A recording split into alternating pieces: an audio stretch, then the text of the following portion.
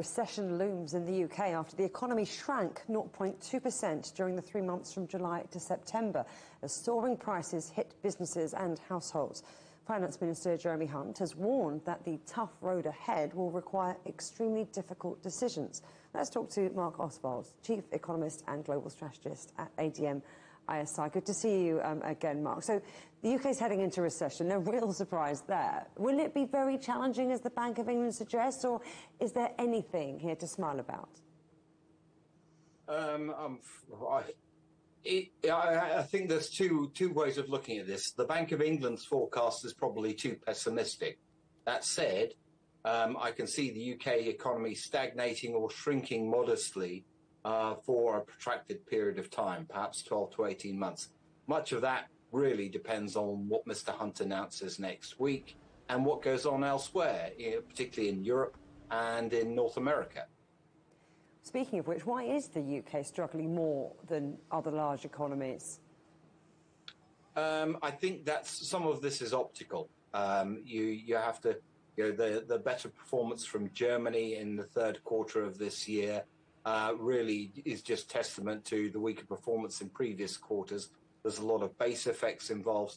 Essentially, most of the countries in Europe are in a similar sort of place, particularly in Northern Europe. So France, Germany, the one exception is the Netherlands, because they're benefiting hugely from the imported gas trade.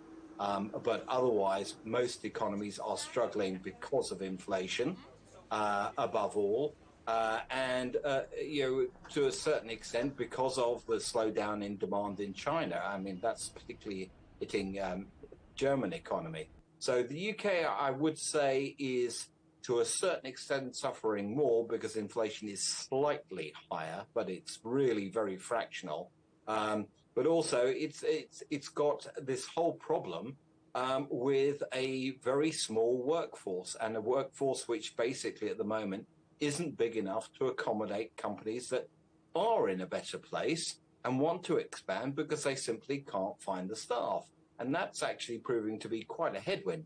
It's more of a headwind in the UK than it is in most other places in the world, where it is also a headwind. Now, you mentioned the much-delayed autumn statement, which we're going to hear at the beginning of next week. Jeremy Hunt, the Finance Minister, has talked about eye-watering decisions that will need to be made, tax rises, spending cuts. What's it going to take to restore confidence and economic stability? I think the first thing, actually, ironically, is not necessarily what Mr. Hunt announces, which will be sensible, at least as against what was announced by Ms. Truss's government, but more whether the ruling Conservative Party actually backs Mr. Sunak and Mr. Hunt. Because if they go into another bout of internecine warfare, then the confidence in the UK will remain undermined. Marc Ostwald, Chief Economist at ADM ISI, thank you very much. My pleasure.